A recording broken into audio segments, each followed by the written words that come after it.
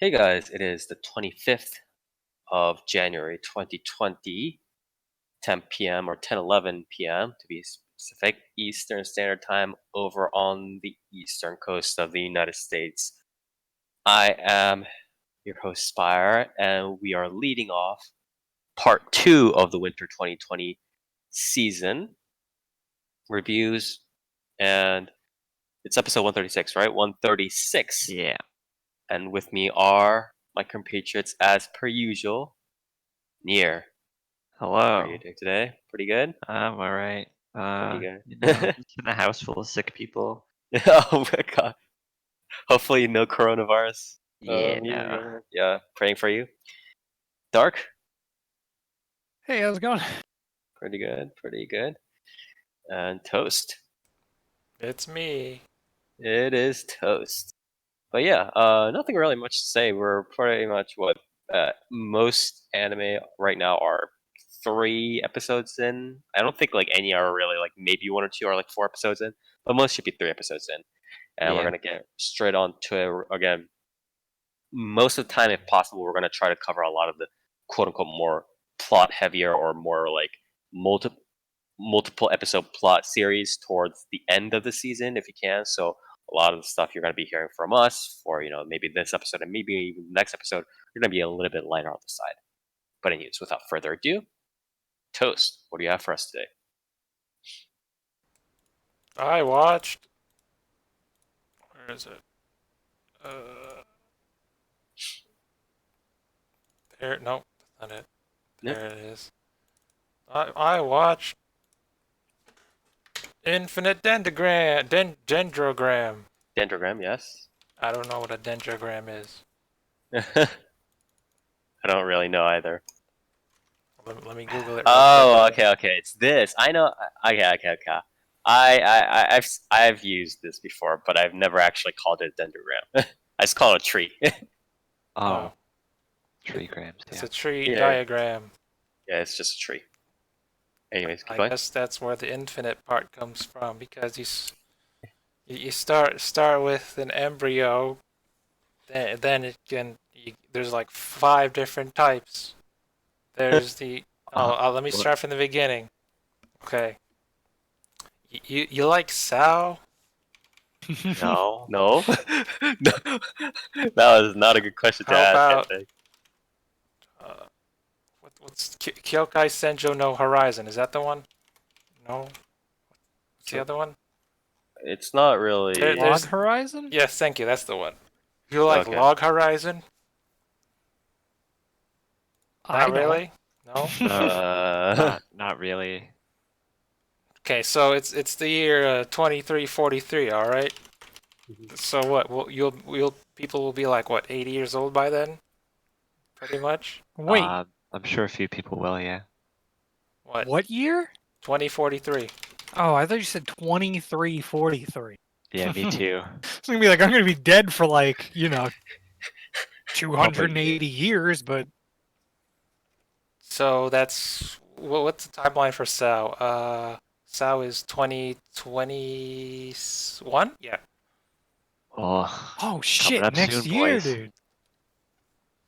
I'm excited. So it's 2021 or 20. Yeah. Okay. So it's 21 years after Sao, right? So basically, you have all your VR MMOs running around and your nerve gears. Okay.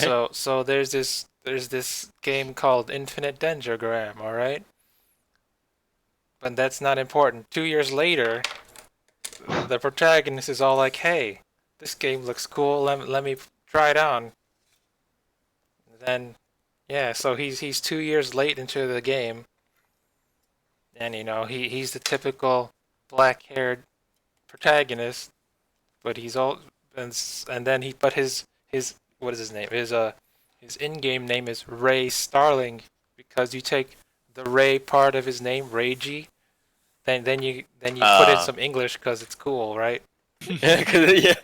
Thank you. Yeah. Okay. So he does the tutorial stuff, and then the tutorial cat's all like, "Hey, let me give you this embryo. It's this super cool thing that can turn into 4 different types plus 1 secret type, and Your experiences in the game will determine its evolution and whatnot, thus the infinite part.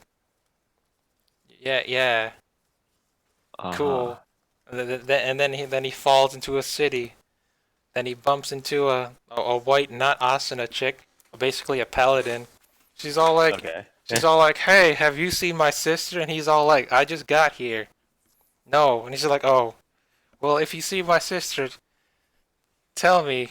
And then it's like, oh, you triggered a level 5 quest, even though you're level 0. And he's all like, that's cool, I guess. Then he walks to the fountain, and he's all like, hey, where's my big brother? He's supposed to help me play with this game. And then he sees the big brother, and it's a giant bear costume guy. I forgot his name. But he's also last name Starling, so I guess that's okay. So, you know how usually, from what I'm seeing, like most of these are split between, you know, like A, like quote unquote serious plot, and B, like, you know, regular dungeon crawling and be like, yeah, there are monsters, let's get rid of them, blah, blah, blah. All right, next day, let's get rid of more monsters, blah, blah. And then C, like slow life. And you know what slow life is, right? The whole, like, you know, farming or like not going into dungeon crawl or serious, not A or B, right? Essentially, right? So what's the balance between A, B, and C? Well, let me get into that. So the first episode, he looks for the sister. He gets ambushed by like some super boss, hundreds of super bosses. And he's all like, "Oh no, I'm gonna die! Hey, embryo, show me your power!" And then she's like, "All right." And then she appears. She's a special type. She's a maiden arms type because she's a girl, and it's all like, "That's cool." Because you nearly died 5 times. I'll show off this super cool power. And then they defeat the evil demi-dragon worms and save the girl.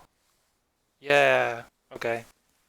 But that's largely unimportant because the next 2 episodes are something completely different. Okay, so about this the is world, essentially- it's about... I don't know the name of the world, but... There's no like actual serious plot. It's mostly just dungeon crawl, is what you're No. telling me. Yeah. Okay. No, you're wrong. So the whole plot about this virtual game is it's been 2 years in the making. You know, it's got advanced senses. It tells you when you need to pee or poo, so you have to log off and eat stuff so you don't die. I guess they solved that problem since it takes place 20 years after Sao, even though it Okay. has no relation to the series. So about this world, you know, it's basically do whatever you want. You got the NPCs named Tians, and you know there's a bunch of different kingdoms. And since you can do whatever you want, the players have an enormous amount of like say on what happens. Okay. The big brother tells us, you know, like 2 years or 6 months ago, there was this giant PvP war between the nation they're in and another nation. What do you want? Okay. So what's going on with that? And some of the higher level players of the nation that the main character is in didn't show up in the previous war, so they lost the war and they lost a lot of NPCs because apparently in this game, if an NPC dies, they're dead forever. They don't come back. It's like What? reverse Sao, I guess. The NPCs have permadeath, and the players have. If you die, there's this 24-hour logout penalty, which translates to 3 days in real time. So the world moves 1/3 slower than real Huh? life. What? What? If you die, No, why wouldn't they just say it's a fucking 33-day logout penalty? Why does time move differently? well, if you're playing a VR MMO, you have to make the game move slower than real life. Because who would want to play a game where, hey, I only have an hour to Well, play in real life? No, So I mean that. Most- I get Most that. games, though. What? Wait, But what? why would the penalty be based on the fucking in-game time frame? Like, you're banned for 24 hours. Why wouldn't they just be like, you're banned for 3 days? Like, I don't know. Yeah, it's guess like I don't that's- get banned in WoW, and it's like, oh man, how many day-night cycles go by before I get back in? Well, it's a 1/3 thing, so whatever. It's part of the infinite dendrogram of possibilities. So like the first episode is, hey, look at me, I got my embryo and I job changed to paladin because I take a lot of damage because I'm a loser. So I'll be a tank class. Then the other 2 episodes are about the world and we're gonna talk about player killers, this PvP, because the main character gets killed in this killed while grinding in this episode 2. And then he meets up with some famous player killers, other player killers, and the dude's like, "All right, some dude's been PKing while I've been dungeoning. Hold on, let me take care of it." So they're killing a bunch of the other PK guilds as revenge, and that's about it for the story of the show so far. I don't know. So again, you're telling me there's not much to the serious plot. So most- far, Yeah, there's only 3 episodes. They haven't had time to establish much. It's That all is like, true. oh, you got Yeah, these it's only cool like embryos. All right. I don't know. There's 4 different types. There's the tool type, like swords and whatnot. The guardian type, I guess it's a monster summon. Then you got the vehicle type. I don't know what that means. but vehicle type. Are we like Transformers now? What's going on here? someone has a battleship, I heard, or a motorcycle. That's cool. And then there's the territory type, like a castle. What? What? And then you got the secret type, which is the maiden arms type, what the main character has. And the only clue of what it is, it's supposedly an AI, like a super advanced AI. I don't know, like Yui from Sao, I guess. Cool.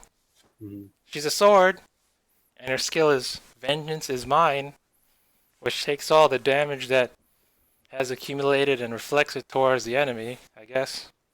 Because he nearly died 5 times in the first episode, so it's related to that. Okay. I don't know. So this series is about this dude's embryo evolving, I guess, because it can evolve 7 times until it becomes the ultimate form of something cool. So Digivolution, essentially. I don't know. Maybe Maybe. because But I don't know. there's no slow life here, by the way, right? There's like pretty much 0 slow life. It's pretty much either dungeon crawl or they're doing the serious plot. So far, yeah, because we're going into PKers right now, Right. and then Okay. and now that the PKers have all been annihilated by the stronger players, he's going over to another town. I guess. Good for you. How much sort of not intermediary, excuse me. How much of their sort of is there sort of like an intermediate like setup, planning, whatever sort of episode or sort of like time between, like bopping enemies on the head in this series? Very little. That's pretty standard. There's like Yeah, maybe 10 seconds of hey, you're level 0, right? You better pick a job class, and he's all like, here are the requirements. You got you hear the requirements and blah blah blah. It gets done in maybe 10 seconds. Good for you. And now he's a paladin, Right. I guess. I don't know. Okay, so pretty standard, I would say. Again, not too much solo life, but kind of runs the whole usual gauntlet between the dungeon. That's a little bit of an older MMO isekai kind of thing going on here. So that's pretty standard. That's why I'm saying more Log Horizon than Sao, because Log Horizon has a lot of those Yeah, are you gonna keep watching it? or what? MMO and game things. I guess it's not boring, but it's not exactly groundbreaking either. Yeah. No, I mean, I wasn't. I don't think either of us or anybody here. It's like, wow, that seems really unique. Original and unique. But yeah, definitely. It's definitely better than Death March, I guess. What else is there? Yeah, but High Death five. March is like, okay, it's like, it's like watching somebody like get their heads chopped off by a rusty axe and being like, yeah, but at Well. least they weren't like, slowly pulled apart to death by 4 horses. It's like, you know what I mean? It's like, yeah, but like that's a low bar. You know what I mean? Like, What's the one where? Oh, I just forgot. What's the one where the main character is like a 40-year-old lady and she's a recluse and she finds a handsome boy or something? wait, There's what like the was sword of Yggdrasil. True. Yeah, that's the one. that? It's no Net Jew, where that's basically more slice of life stuff that you're talking Yeah, about. that's definitely a little bit more. I mean, even without the slow life thing, is yeah, a lot of this is more just Didn't the writer die? That's why it's been on hiatus. I don't know. Any last words? I guess. So you guys see the picture, right?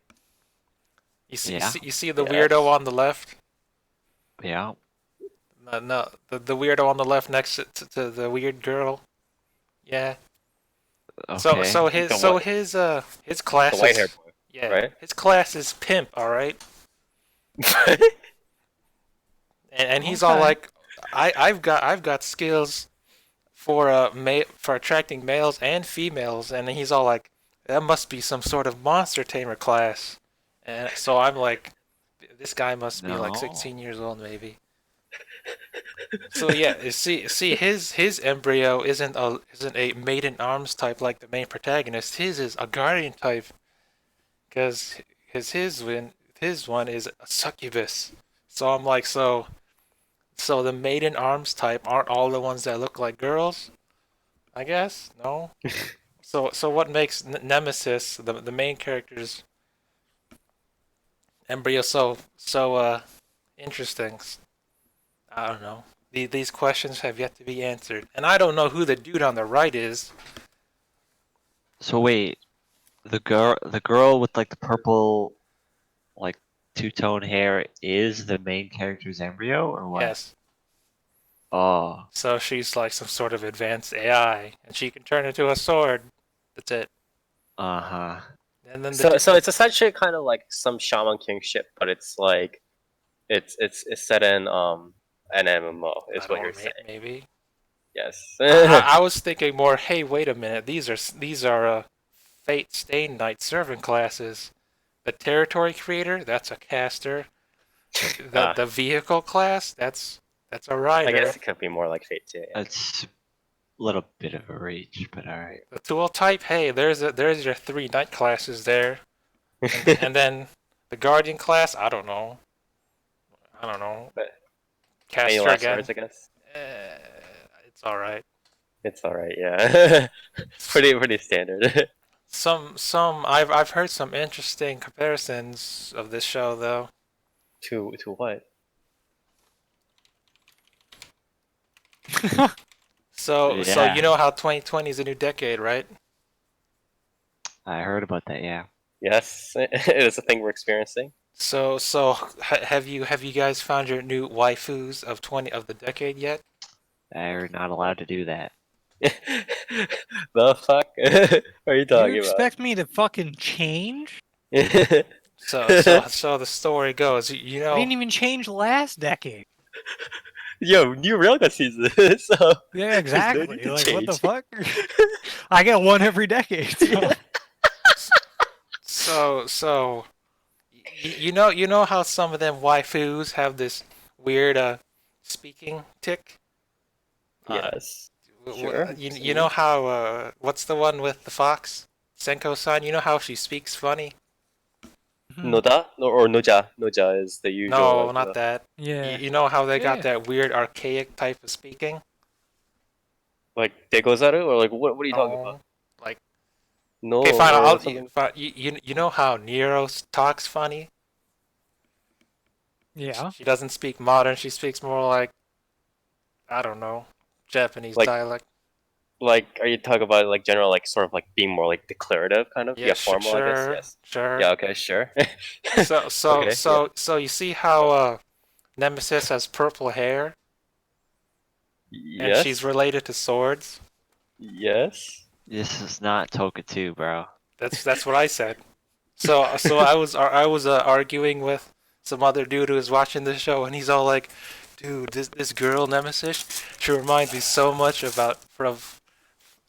reminds me so much of Toka from Data Live," and I was like, "All right, hold on there, bro." Yeah, I think you need to handle this conversation. I'm like gonna go to the toilet. I don't really want to do that. So I was like, "All right, hold on there, bro." Just because she has I can already purple feel hair, them.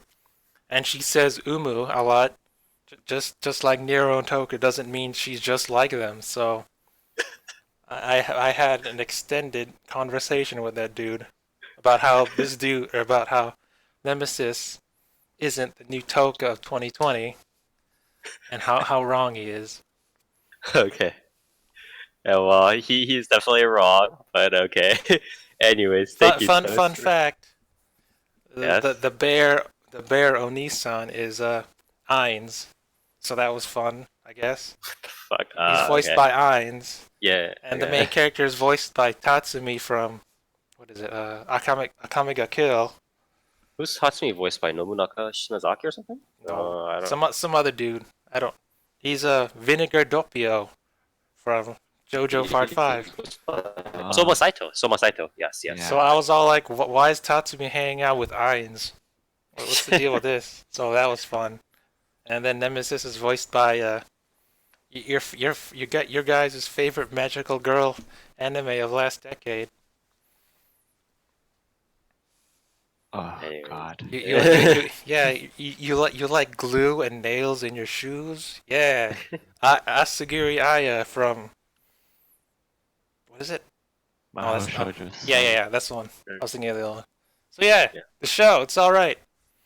Okay. It's the I'll call it the new Log Horizon of this decade. Well, on that note, thank you, Toast, for covering. Unless Dark wants to prove me wrong. No, that's fine. That's Like Horizon fine. sucks, so that's fine. Anyways, I've never but- seen it, so I can't answer that. But Kenton likes it. Yeah. anyways, thank you, Toast, for covering Infinite Dendrogram. And with that, we're going to move on to Nier. What? Haha. So, what do you want to cover? Time around. I was gonna cover. I think I said I was maybe gonna cover this last episode. Mhm. But I ended up not because I felt like, maybe there'll be more to this show. I didn't think that at all. I didn't think that at I mean, all. I watched the first I episode. thought- I was like, no. Nope. I thought Nope. they were doing like something where they're like, yeah, we're just not gonna tell you anything for like the first episode sort of thing. But anyway, I watched Pet. Pet Girl Sakura So? I love that show. Yeah, me too. But no, it's just Pet. PET. Pet. I don't really know how to describe this show, so I'm just gonna read As I said, yeah, it's an I'm 14 and this is deep kind of. yeah, I'm just gonna read off my anime list synopsis, and we'll go from there. There are people who can get into people's minds and control their memories. This power is used to eradicate mysteries and cases, or worse, to assassinate. The potential of said power is strong enough. Like sending people to the shadow realm. It's like that shit. Yeah, it's strong enough that it is able to destroy people's minds. However, it can backfire and eat up one's own heart. To counter it, chains are used to lock and protect each other's weak and dangerous hearts. From one's growing fear and disdain, are consequently called as a pet. Near. So, I googled pet, and about five, 6 images down, I get some Pet Girl Sakura So. yeah. But none of that shit I just read means anything. So I'm really not sure what the show is about. It kind of starts off like just in the middle of nowhere, where it's like, "Hey kid, let me show you how to traverse your own memory mindscape, bro." Surf your and- mindscape. And they The mind start waves. talking about weird shit where it's like, oh, you gotta put all your good memories into the peak of your mind, and then all the bad memories go into the valley of your mind. You know this. And then you The, can't the, let the way anybody tamper with your the valley of your mind, bro. And then it, the more Nier talks about this, the less it sounds like a Japanese anime, and more it just sounds like some sort of like weird like trailer for Psychonauts. You know? yeah, I mean, like, it's fucking dumb, dude. It's like the worst trailer for Psychonauts. Yeah. So this show sucks ass. I'll say that. It's not good. Just I watched straight the first up. episode too. Yeah. This show sucks massive cock. So the first episode, it does all this. It throws all this terminology at you, and when I was watching this first episode when it first aired, I was like, okay, I guess they'll throw all the terminology out, and then as the series goes on, they'll like expand upon what this stuff means, right? It doesn't do that at all. It kind of just throws it at you, and then I guess it expects you to just know what it means immediately, because they never explain like exactly what the peak and valley of someone's mind really means. It doesn't explain why anybody can go into each other's minds. It doesn't explain like that these people are special at all. It's like they just do it. Um, uh, they throw out stuff like crushing someone's mind, where it's like if you collapse someone's valley, then their I guess brain just stops working or something. They don't explain why that happens or what that really means.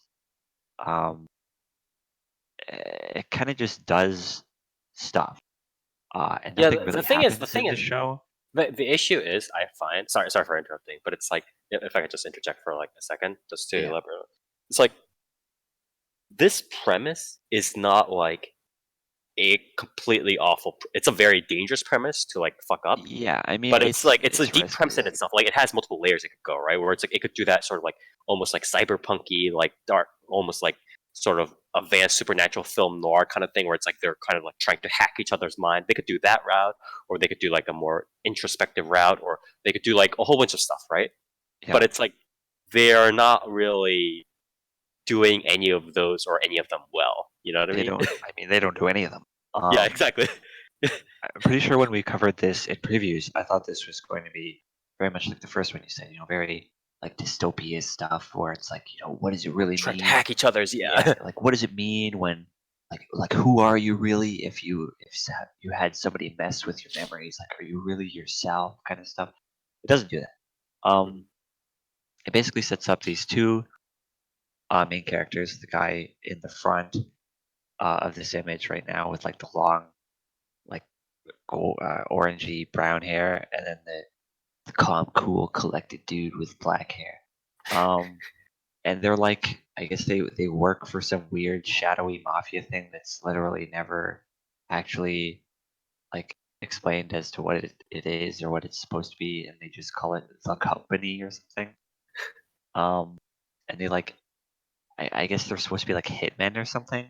I really don't know, The fuck. but they do quote unquote jobs for them, and they like delve into people's minds, and they like find out information, or they manipulate their memories so that they do something that they're like they set themselves up for a crime or something, heat off of somebody else, or frame themselves or whatever, right?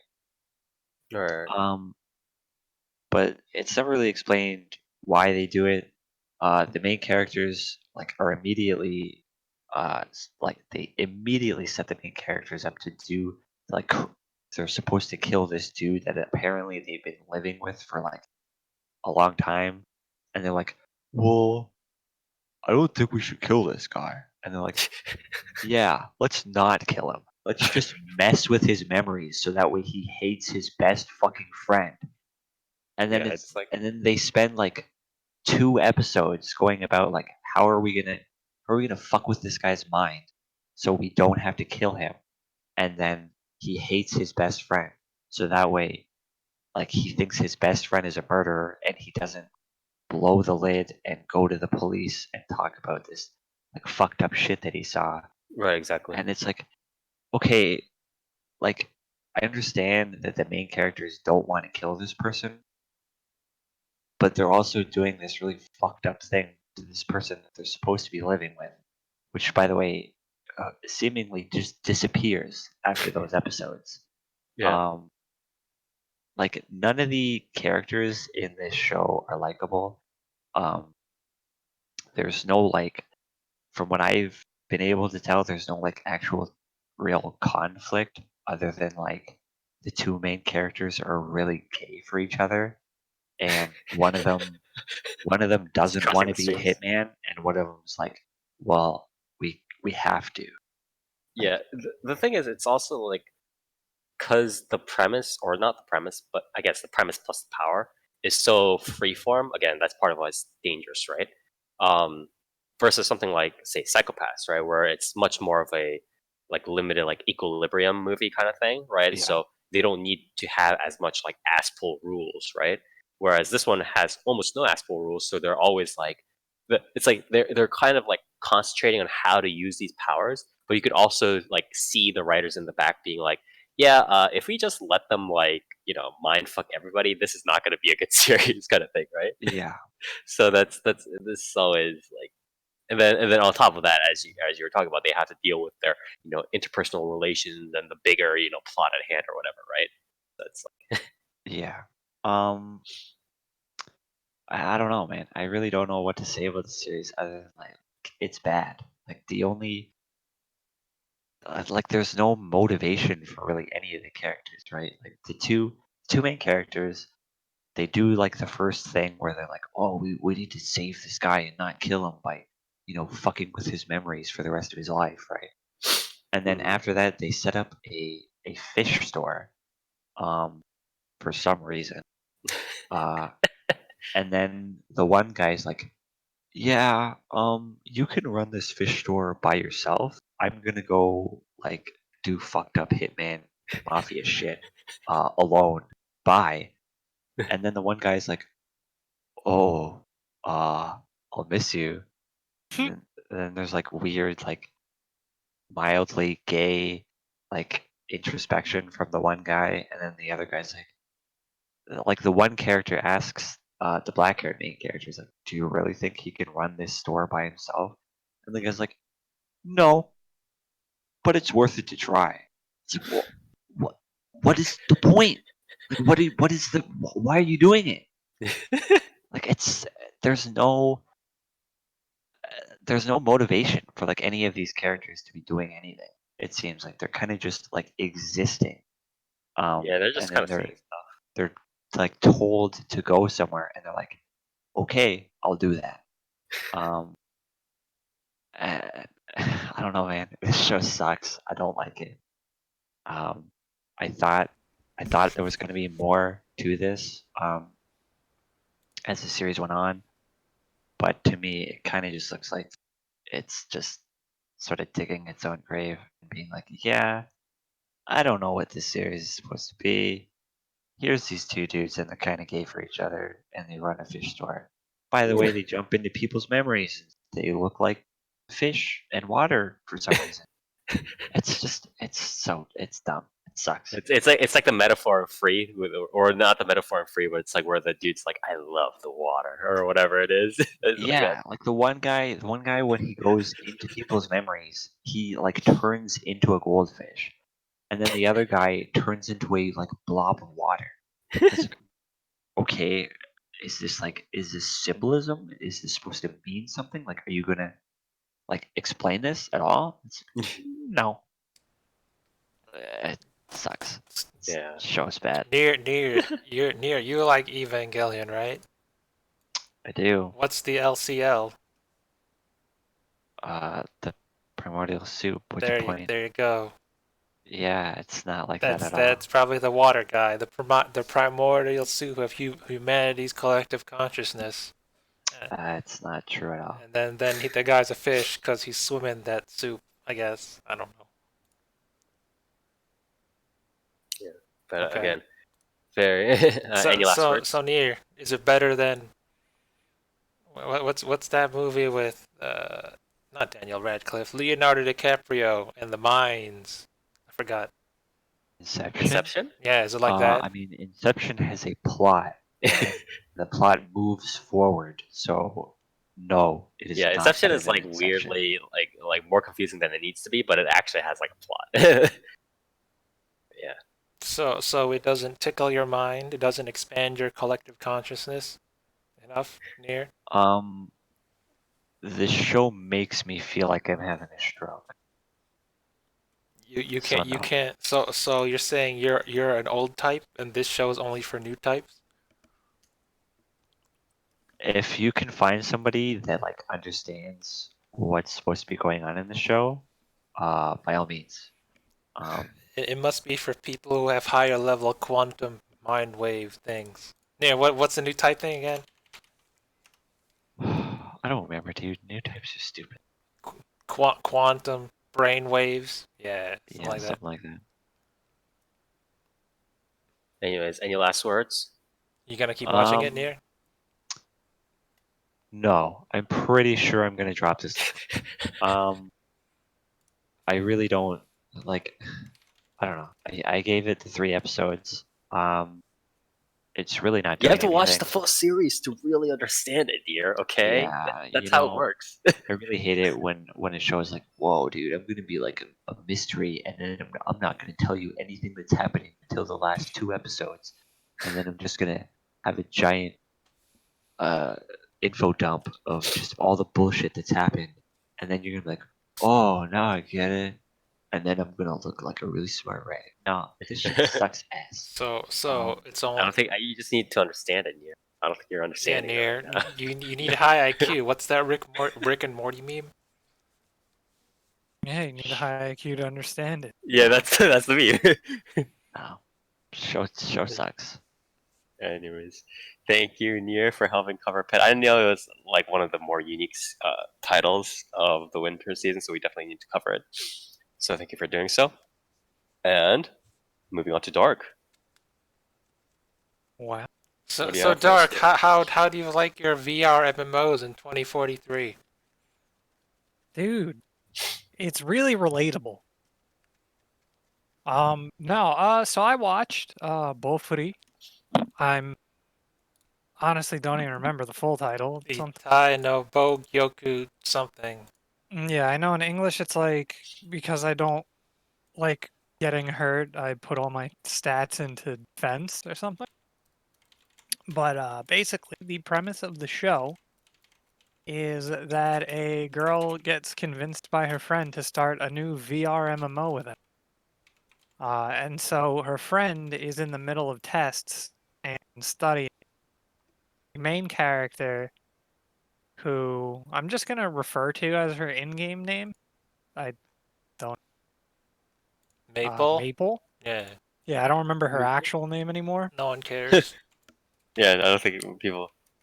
But yeah, so she's not studying for the tests and winds up just playing the MMO before her friend. And since her friend is the veteran MMO player, she has no idea what she's doing. She just sinks all of her stats into Vitality for defense. And she also picks Great Shield as her starting weapon. So basically, like the first couple episodes, or first episode primarily, is just her trying to figure out what to do and asking people, and she winds up getting to like some minor shenanigans with like monsters and stuff trying to attack her, but they can't do anything because her defense is so high. Mhm. So she winds up just building up and essentially grinding skills slowly just by getting attacked. So she builds up like poison resistance, and then with her poison resistance, she's like builds up like meditation and health regen because she falls asleep. And then starts getting attacked by monsters while she's asleep, but she can't feel any of it. So You like then, how like, she kind of the acquired? crux. You like how she acquired her poison resistance? Yeah, she just keeps getting poisoned by a bee over and over again. And then she winds up fighting a Hydra later on, where it destroys all of her gear with its poison, but she keeps drinking potions fast enough to not die from the poison until she gains poison immunity. And then she eats the Hydra and gets her armor from the title, from the cover. So basically, then the main things that I've seen since I've only watched the first 3 episodes is that her friend joins, friend decides to be like a swashbuckler dodge character, so that they don't take any damage. She's the evasive tank. Yeah. She's all like, wow, you're a tank, you're a Vit tank. Well, I want to be just like you, but not. Let me be the evasive tank. Yeah, she was like, being the damage dealer would be like kind of boring, but wouldn't it be cool if neither of us take any damage? So it just kind of goes from there of them leveling up their skills and doing like random MMO stuff. But overall, I thought it was pretty good. It's a lot of what did you call it with like the not downtime, but like calm. Slow life? Yeah, it's a lot of like the slow life stuff. Like episode 2 is primarily fishing into a boss fight. A bunch of stuff like that. Right. I think the character interactions are pretty great between Maple and Sally. So that's been kind of a high point of the series for me right now. Mm-hmm. Overall, the world building, like there's not really much to the world itself, to the MMO, but I think the skill proficiency thing is kind of fun, just with how they're going to have to build up their skills over time. So The thing is, it's like what I've kind of noticed with a lot of these things. It's like I don't. Obviously, there's a lot of things I can point to, right? But when it's like there's a male MC and he's kind of going out there, it's usually regardless of let's put the whole like MMO isekai distinction aside. When it's like a male MC, he usually is like sure he has like the slow life thing, but usually it's like the whole like harem into serious plot, maybe some dungeon crawl, some slow life kind of stuff, gain all the power, more power, defeat monsters, more power kind of thing going on. That sort of like snowball happening, right? Whereas a lot of the female like MC kind of stuff is just like, yeah, I got this power. I'm kind of okay with this. I'll just kind of do stuff, and they kind of like do stuff, right? There's no real like power fantasy thing going on. You know what I mean? I think it's a very much a different. I'd say it's like a kind of like a different power fantasy in the sense that it's more of like. I would say They're this not is always more. like being like I'm fucking more powerful than you kind of thing, right? It's not like a dick slapping fest. This is a lot more focused on like in a way of how she's overpowered, but also how the MMO itself lends itself to that. Yeah. Rather than her just being like some sort of like fucking savant or something. It's just like, well, she put everything into Vit and now it's like the MMO is kind of fucked up to where she's grinding the skills really easily. And then she finds really good items that no one else can get. So it's just pretty broken. Yeah. So I think that's kind of like a nicer alternative. It's much less like yeah, well it's because it's like it's less like the conflict is there, like it's not like she's not killing the monsters or whatever, right?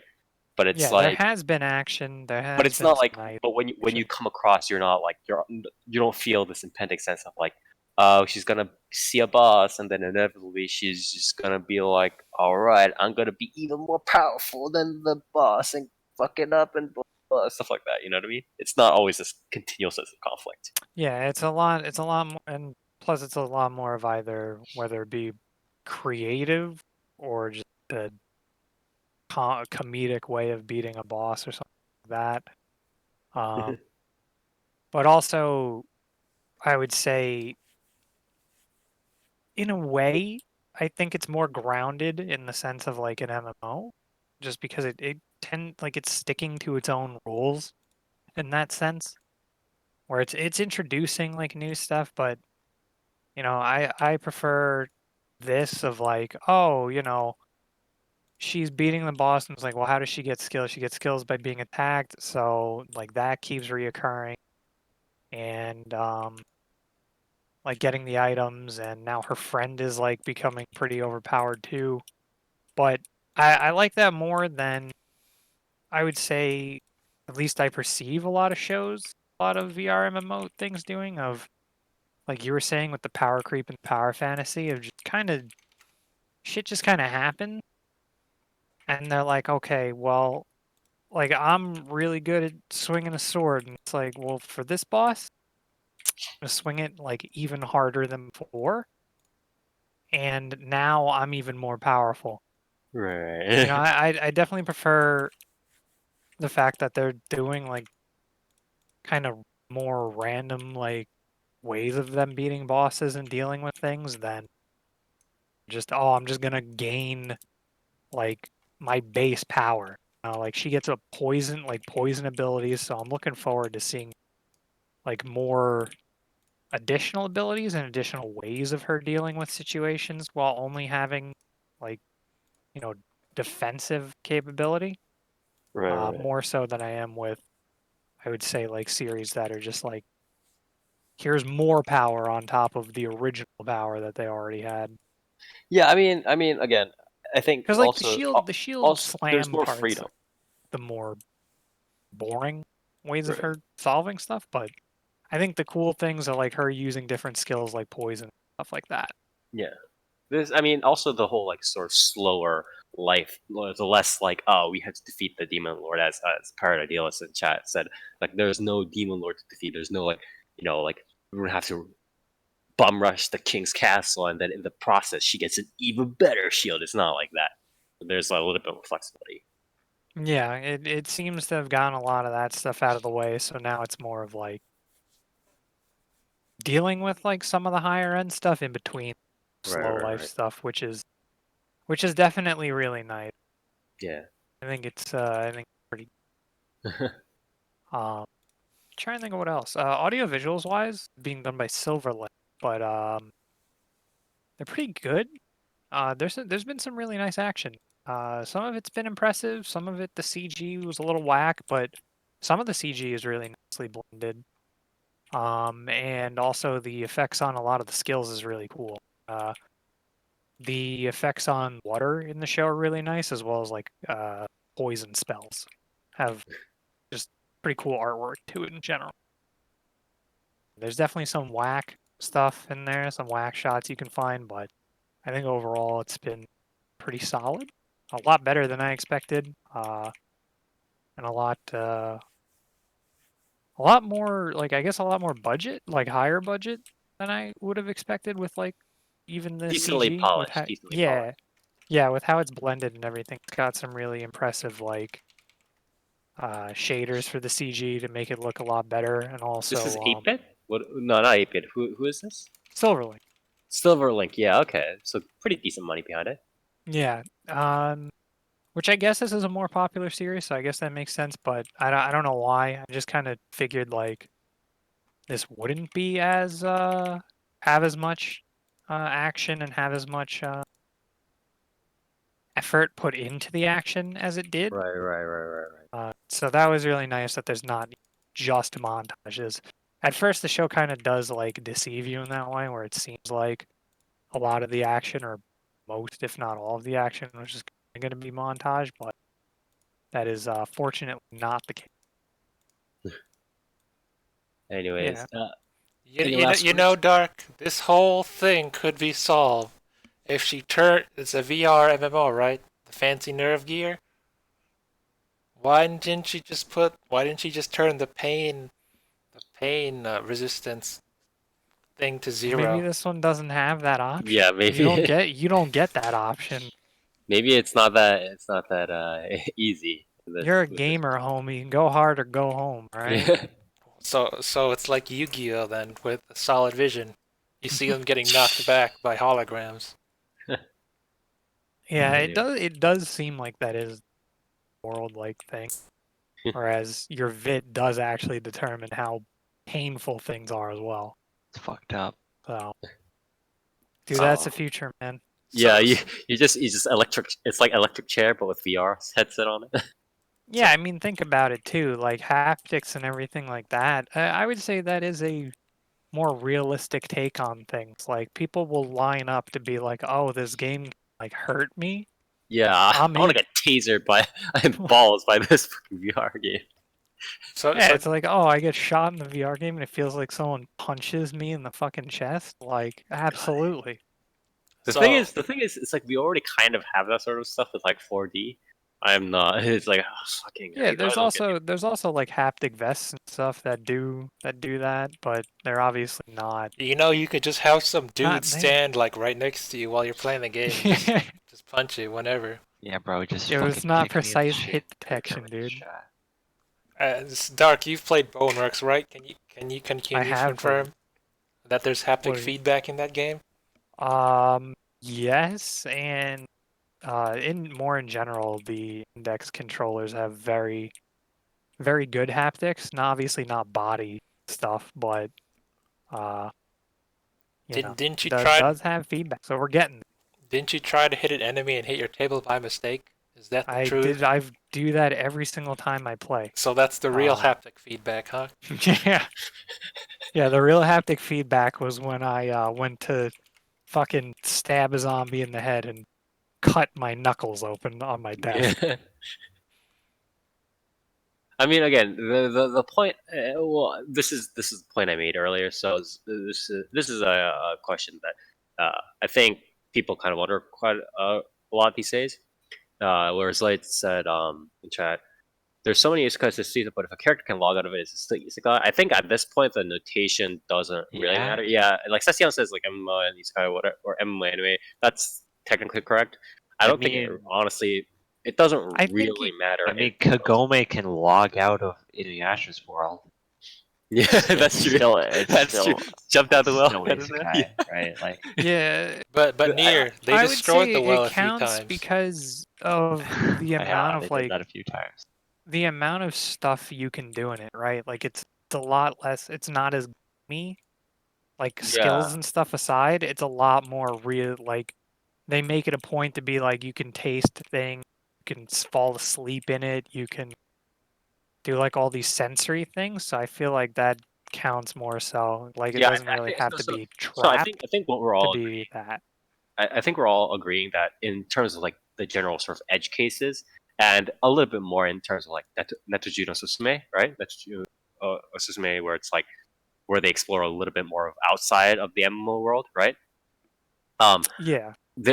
With regards to the edge cases, there are differences, but in terms of like if we're just having a story about the main sort of core plot within the MMO or within the isekai, then no, it's not that distinguishable. Yeah, and I would also s- I wouldn't So really I that's feel pretty like much what I would say. I feel like edge cases kind of doesn't fully like do it justice in the sense of the idea that I personally wouldn't consider it edge case. I just consider it a completely different like thing, like something that they're trying to pull off. Like here I think they're very much trying to pull off like the isekai feeling and genre to it more so get than you, like yeah. you were saying with Netoju. Like I would consider the amount of time that they spend outside of the MMO and the amount of very clear distinction of separation between the MMO and life Yeah, that is true. That's true. that just kind of makes it a completely different beast entirely. Yeah, I guess the distinction really starts like the significance of the distinction really depends on how much of the MMO focuses on the other world kind of aspect, and how much of it focuses on the like the game structure, the game limitations, and like being outside of the game kind of aspect, sort of. Yeah, I would say a good way to see it too is kind of like chop out any outside from it. Mm-hmm. Like this show has interactions outside of the stuff outside of the game happening, but Right. if you cut that out, the show may as well be an isekai, right? Right, Like exactly. they're doing so many things in it that are just real life things that I would say that's why. That's what separates it. You know, they never really went and got. I don't think they ever they never really ate or slept in the game in something like Neteju or regular MMO show Right, sense. right, exactly. So I would say that's a good way of deciding how to go around describe. That makes sense. Yeah, yeah. My edge case thing was a little bit phrased poorly, but yeah, definitely the distinction makes a little bit more. Is a lot more significant when it's again talking about the specific limitations. But, I too wish I could eat all my problems away. any last words on Bofuri? It's a lot better than I expected. I expected to like it, but it's definitely better than that. I would highly recommend it for anyone who wants even if you're not crazy over isekais or anything like that. Obviously, I'd say give it a shot if you just want any sort of MMO thing or slice of life Mhm. sort of thing with a bit of action twist to it as well. So I definitely think it's worth it. It's worth checking out. Okay, pretty good, pretty good. So thank you for covering Bofuri. I know it's definitely one of the most anticipated shows of the season. So I need to cover that a little bit. And without further ado, I guess last but not least, I'll do my series, which is Budoukan Ittekuretara Shinu, or if my favorite idol made it to the Budoukan, I will die. I believe the Japanese abbreviation for it is OshiBudo. So I guess I'll just read the premise and kind of go from there. So Eddie Pio is an extreme idol fan. She's wildly enthusiastic about Mina, the shy and lowest ranking member of the minor underground idol group Cham Jam that performs in Okayama Prefecture. She gets so wrapped up in her love for Mina during a particular performance that she has a major nosebleed. Eddie will continue to give her complete devotion to Mina until the day she can perform at Budoukan. And for those of you who don't know, Budoukan is the major performing or sort of stadium arena venue in Tokyo. Pretty much as a general sort of saying or as a throwaway phrase, any sort of idol or any sort of entertainer is if I want to go to once we get to the Budokan, we've made it kind of thing, right? And yeah, it's like singing at the Super Bowl, pretty much. So this one, I mean, again, it's a mix of. It's not really Yuri. I guess there's there's light Yuri elements, but it's not really focused on that. There's the interactions where it's oh, do you the main fan or whatever, Eddie Pio, right? She's really into the girl Mina, and Mina is the one in the picture. It's the one on the leftmost girl on the picture on the stream here, and so she supports that idol, and then the idol is oh man, there's this fan that keeps coming to to the concerts and supports me every day, blah blah. And there's this sort of general sort of interpersonal plot going on in the background, right, on and off. But the majority of the show is about sort of how the fans behave or how the main character behaves as a fan and for these idols, and how her friends also behave as fans of the idols. And what I thought about it, I really like this series because it really kind of reminds me of honestly okay, so if I before I got to know a lot of people in who are Western Idol Master fans, right? I would have been yeah, this shit is crazy shit. You know how we always, in our podcast and obviously outside of it, we read all this news about how Japanese otaku idol fans do crazy shit, right? It's they try to molest, the idols all the time, or they do, they keep going up for handshakes and going crazy, blah blah blah blah blah. And we're those people are mentally mentally, like, like something's wrong with them, right? Or fucked, yeah. Yeah. And I was like, other than those people, most, like, even ardent, idol fans are too much like that, right? And then I went into like the Automaster discourse and stuff like that, and I was like, damn. Like after experiencing, or not experiencing, but it's like, talking with these sorts of people and hearing what they have to say and stuff like that, like so much of that I see in this series.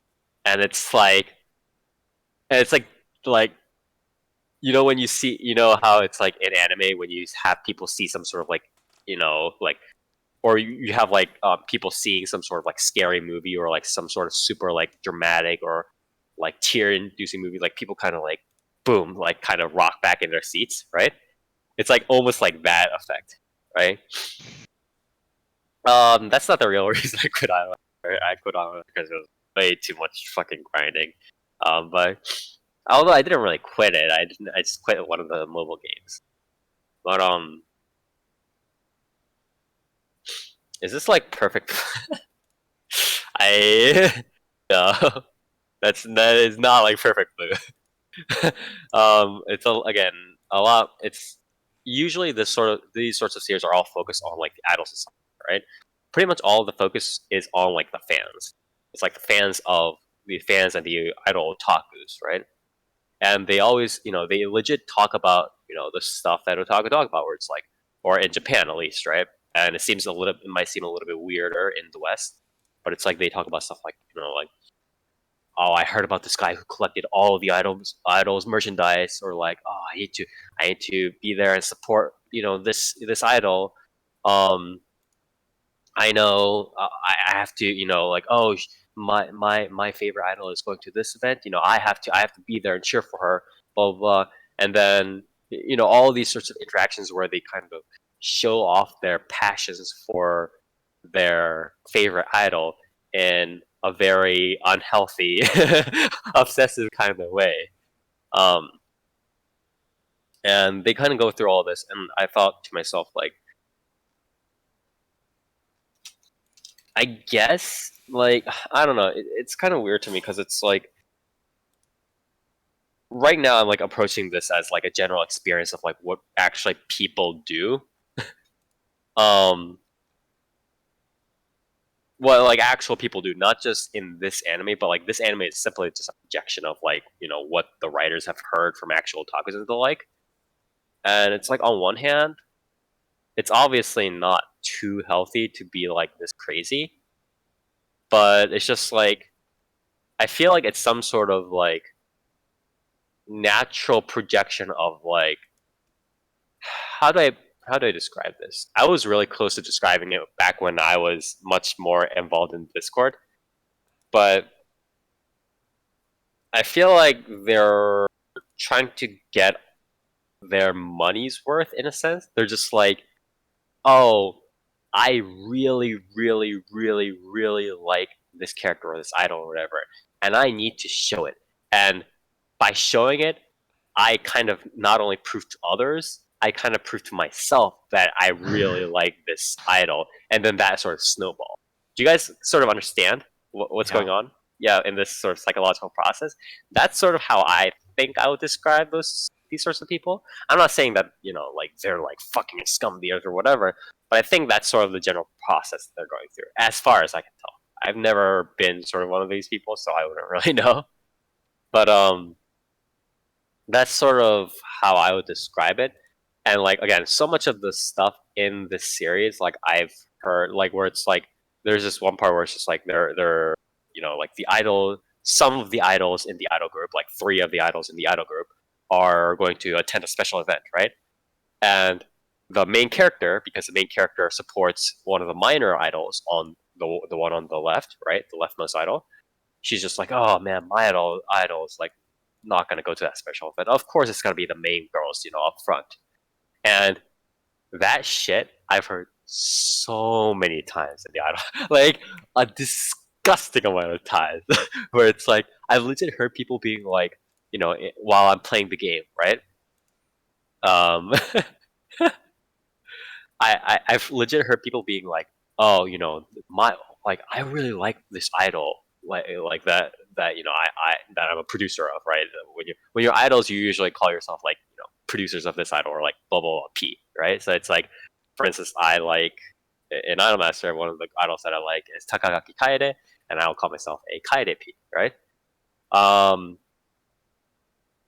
So this one person was just like, I'm like a producer of this idol, but she's not getting, you know, she's only getting content every once in a while, and I feel like I can't like her, you know, as much if I don't get this much content. It's like, what the fuck are you talking about?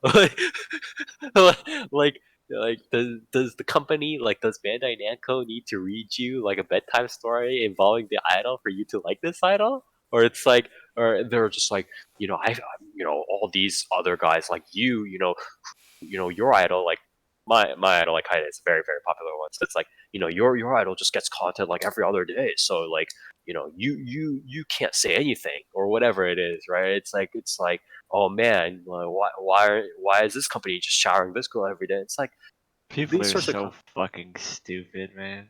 yeah, the thing is, it's like, it's a very very very like this series, like, it's a very like two-dimensional thing. It's like one of those, you know how it's like, when like Kankole or like Azure Lane anime comes out, or like, so when it's like a Fate like Grand Orders thing, it's like there are two audiences, right? Where it's like there's one audience where they understand what's going on because they play the game, right?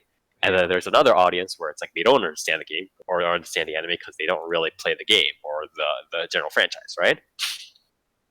It's like that, but with like idol, with like idol otakus in general. It's like really fucked up. Where it's like, if you understand, like, if you've heard these sorts of people, you're gonna be like, oh my god, like this is like exactly this type of shit these crazy motherfuckers say. If you don't, you're gonna be like, oh, there's no way, you know, like actual people say these things, but they do. Like, that's the crazy part. It's like, that's what fucks with me. Where it's like, that's what fucks with me with this series. Where it's just like, again, like, even like a couple of years ago, I'd have been like, no, this is crazy. Like, nobody was saying, like, this is, they're just making shit up. But like, people say these things. The people are like, oh, I can't. I feel I can't enjoy my idol as much because there's not enough, you know, merchandise coming out. Like, they don't. This company doesn't care about this idol, and I feel like I can't enjoy this idol as much. It's like like it's very very. Man, I cannot. I can't understand that. Like, Yeah, I can't I either, can't but it's like understand the it's reasoning at stuff all. what It's people so say. fucked up. It's like really weird, and like, I could go on obviously for a long time about this, but what I would suggest is, like, obviously if you've been around idol otakus, if you've been an idol otaku, whatever, right, 2D or otherwise, if you watch this series, you'll be like, I mean, other than the whole like interpersonal relationships and the whole thing, right? But the actual like trivia and like what these otakus go through and stuff like that, you'll be like, oh man, I've seen fucking pictures of that, or like I've heard people say that shit. Oh my fucking god! And Do you you'll like think? see it like every Do other you second. think? Do you think if somebody who is like a hardcore idol otaku, do you think Question. somebody will be like? Do you think they'll be like they feel like they'll be made fun Attacked? of in this series? No. What they'll be like, they'll laugh and they'll think, and they'll remember the other motherfuckers who say it, because it's like, because how these guys act, it's like they know, they obviously, they kind of are, they're like, okay, so they're aware of how extreme their like is, but they don't think their own version of their extreme like is wrong, but they think that everybody else's version of extreme otaku-ness is wrong. Does that make sense? Yeah. It's like everybody else's extreme version of like extreme like obsession is like fucked up, and they know they're also extremely obsessed, but my extreme obsession isn't fucked up. It's like that sort of thing. It's like very very weird. So they'll like laugh about it. It's like It's again, it's like it's crazy because you're talking about this in like the context of idol otakus, right? yeah. But I feel like a lot of this is just crossover with people that play gacha games at this point, right? Yeah. Just like like have these like sorts of like franchise obsessions also in general. Yeah. Yes, also. But again, it's very very the sort of like front man is idol otakus, obviously. Yeah. But yeah, so it's like I would recommend people who have, I mean, obviously for the people who have experience, talking with these people, right? I would suggest you guys watch it because it's like a very like it's like cathartic. It's not cathartic, but you're just like watching. And you're like, yeah, I've heard motherfuckers say this before, kind of thing, right? If you've been in like a gacha game or like an idol mobile game Discord before, you will have heard some of this stuff. I guarantee it. If you haven't, and you want to kind of experience how crazy shit can get, but it's like not in a sort of like, you know, You 9 want to see a.m. real people going through it? No. You don't want to experience it in a 9 a.m. Tokyo TV news kind of thing, like a Japanese otaku try to molest a Japanese idol kind of thing. Yeah. If you want to kind of see it in like not like a wackier, but it's like in an anime kind of packaged format, then you guys should check it out. But I think other than like there are like some parts where like the main character goes really far, where it's like, I mean, there are probably some stuff like that in Japan too. But it's like sometimes where it becomes a little bit too cheesy, like the MC becomes a little bit too cheesy. But other than that, like when she's interacting with her fellow, fans and otakus, right? When she's talking about, which idols to support or like what's happening with the event and blah blah blah stuff like that. That part is like, people might think it's like crazy, or like people might think, oh, it's just in anime. But people say these things. I am not like it. If people say these, it's the real shit. So check it out if you want to kind of see some of that shit. Well, I can't Yeah. relate to this main character because the idol that I like was first up in the show, and then after that I was like, oh, okay, what do I do now? Wait, which idol are you talking about? What? Did you not see the Hololive Fest? Matsuri was top batter after the group one, and I'm like, what? Already? Okay, well, sometimes people get lucky, Toast. But anyways, that's sort of what I had to say. I kind of expected this to kind of just be a blowout. I'm like, oh, whatever. Like, this is gonna be. So gonna run Spire, did you watch what was virtual in live? Was that also a concert? I didn't watch it. I don't watch fucking virtual YouTube concerts. I pretty much I seriously there's so much content out these days. I don't have time for I only watch highlights almost, and like maybe once in a millennium like a stream. But yeah.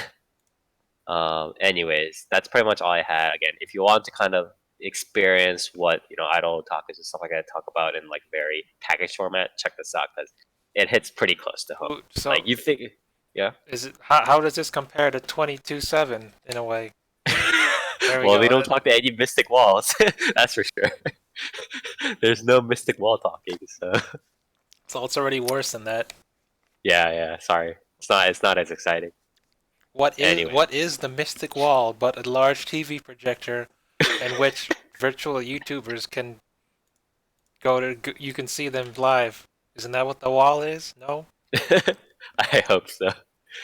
Anyways, with that, we are done with all of our series for today, and we're going to just run through our news pretty quickly. So, first up on the news, we have, fortunately, again, a little bit of awards, but a little bit on the bad news side, I guess. No anime films received nominations for the 92nd Oscars. So the nominations for the 92nd Academy Awards, unfortunately, again, out of the nominees are How to Train Your Dragon, The Hidden World, I Lost My Body, Klaus, Missing Link, and Toy Story 4.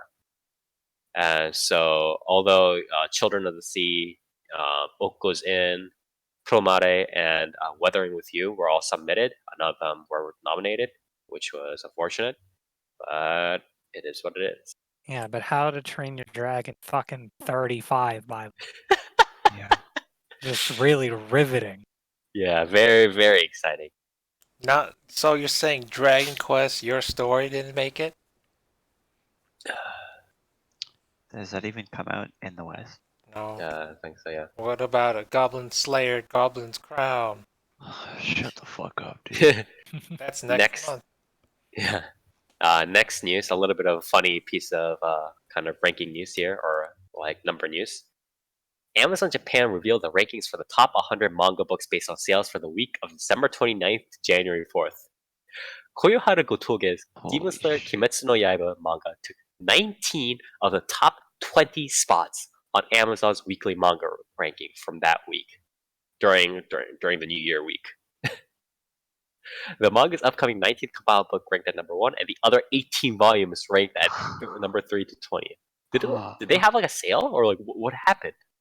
What happened during that? I think people are just buying them.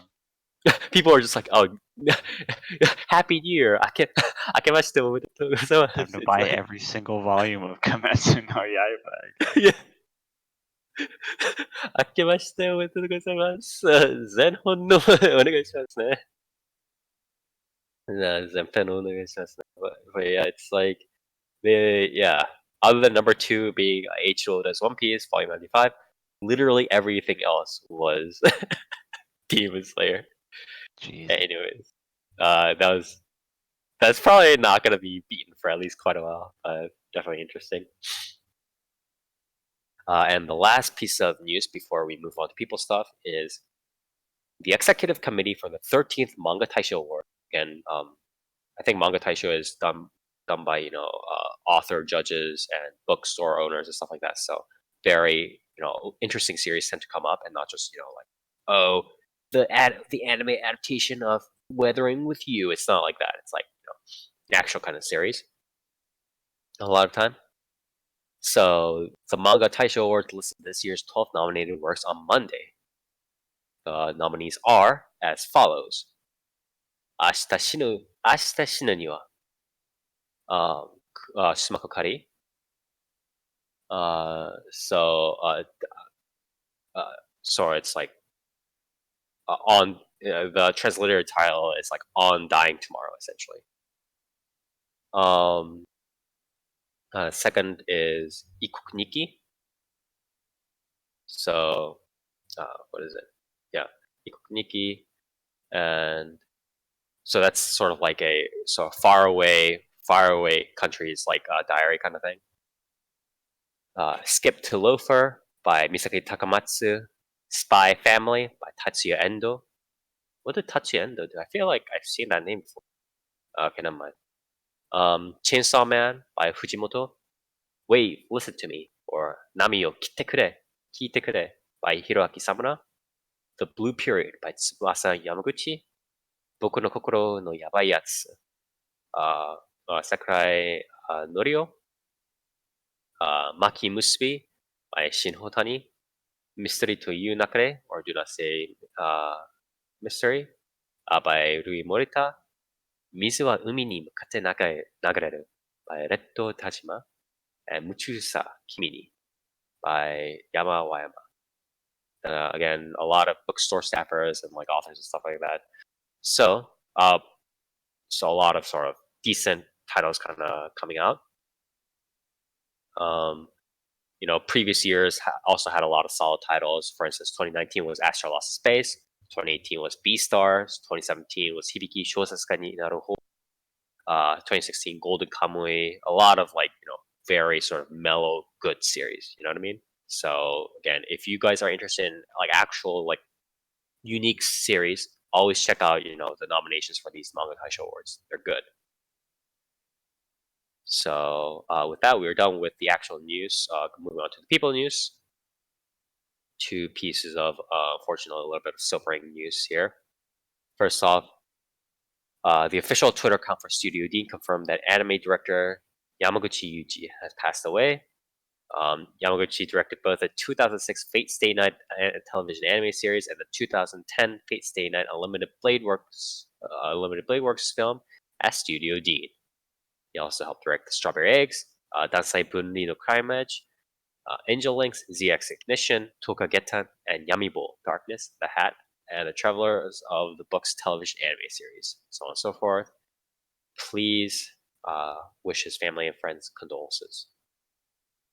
And next, talent management agency Mary Collins Agency announced on Sunday that voice actor Bryce Armstrong passed away of natural causes on January 10th at the age of 80. Armstrong is perhaps best known in anime as the voice of the narrator in Funimation's dub of Dragon Ball, as well as numerous minor characters. He voiced Captain Ginyu in Dragon Ball Z. He also voiced the narrator in Dragon Ball 4, The Path to Power, and Lord Slug in Dragon Ball Z, Lord Slug, so on and so forth. Igari in Baki the Grappler, Masamune in Samurai 7, and Douglas in Panther. Farewell to Nostradamus.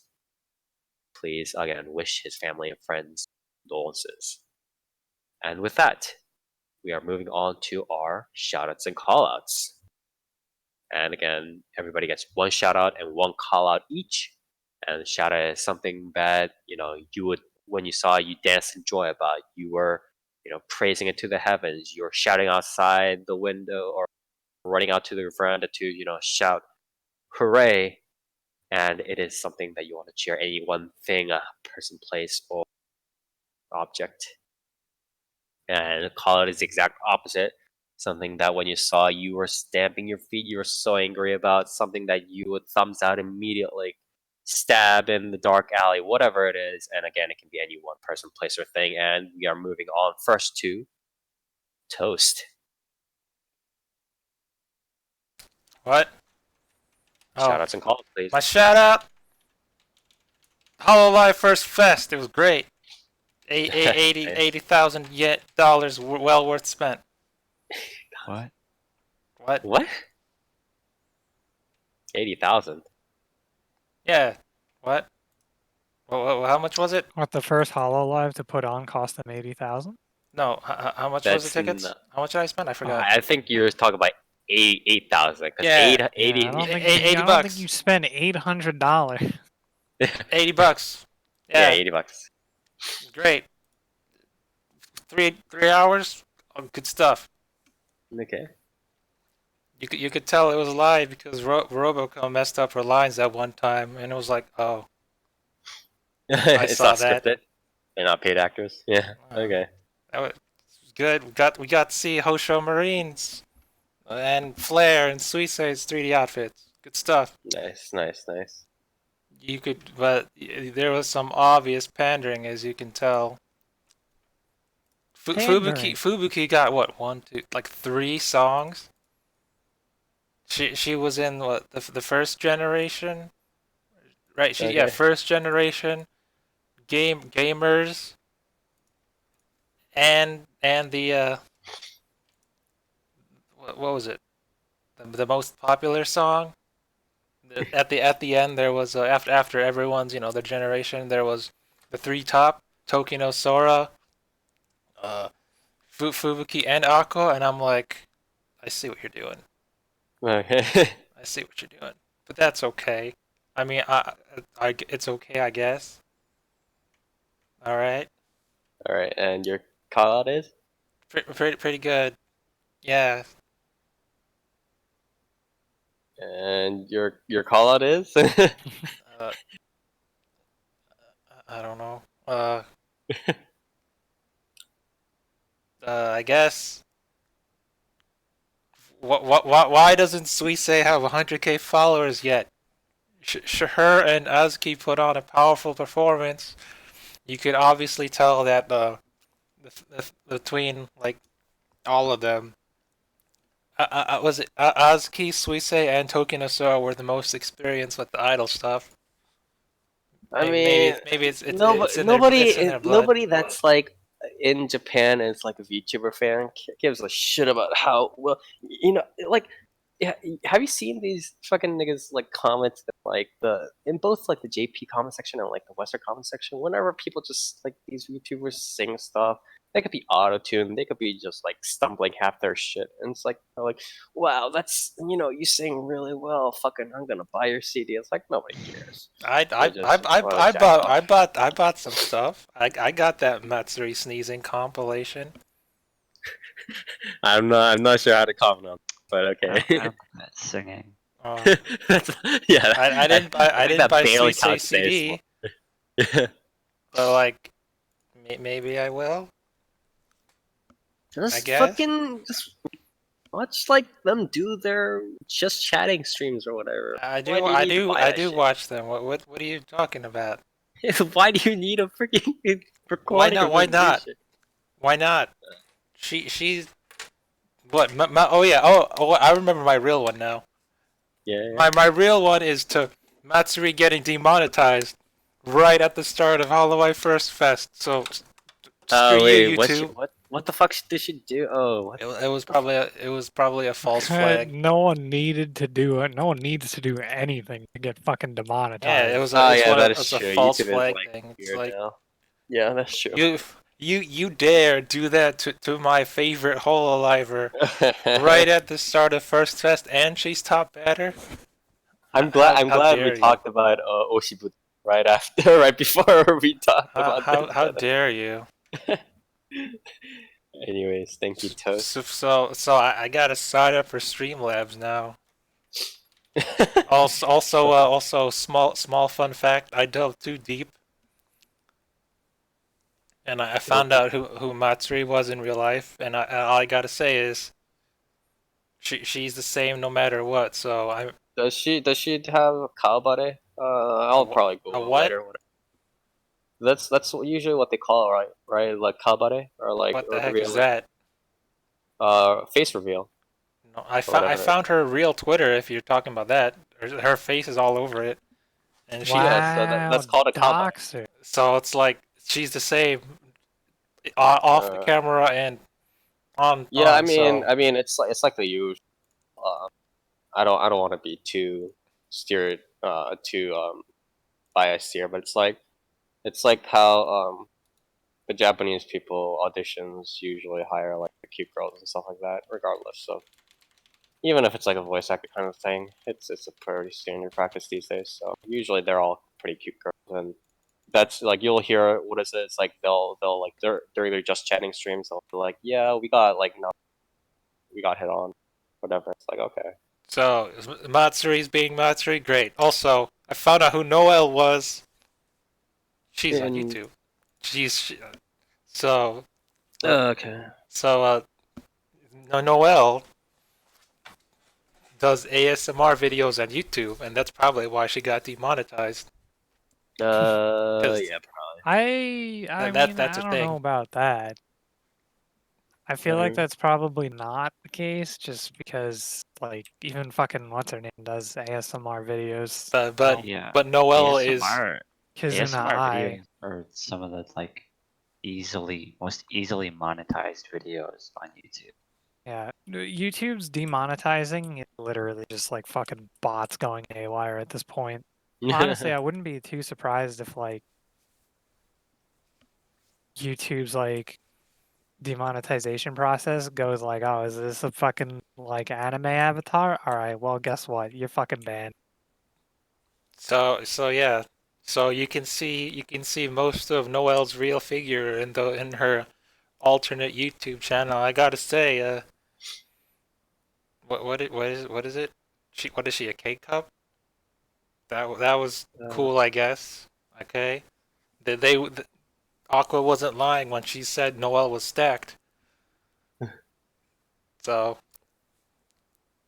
also, yeah, whatever. It's fine. Anyways, Pekora and Miko are. all right. Can we move are on? Nico All right, I Nico think if you this want to know has who they gone- are. All right, this I'm has gone too much long on the tangent. Anyways. I'm ready for Hollow Eye Second Fest. All right, thank you, Toast. Dark. Shoutouts, calls, please. Shout outs to the Valve Index. Really cool. And it's taken over me. Just with the stream, the VR streams all day. Oh yeah, dude, I set up fucking Skyrim VR these past few days and got it like working really well. Incredible. Like actually really awesome. Nice. I don't know if I'll ever be able to play like regular Skyrim ever again. Because I was like, oh, this is like at first I was like, oh, this is just gonna get me into wanting to play regular Skyrim again. And now I'm just like, nah, not really. I don't know if I can go back to playing. Yeah. regular So Skyrim. how do attacks work in Skyrim? Do you got to swing? Yes. Can you do the the legendary swing- windmill attack? Probably. Like, the Do it. swing, it's weird.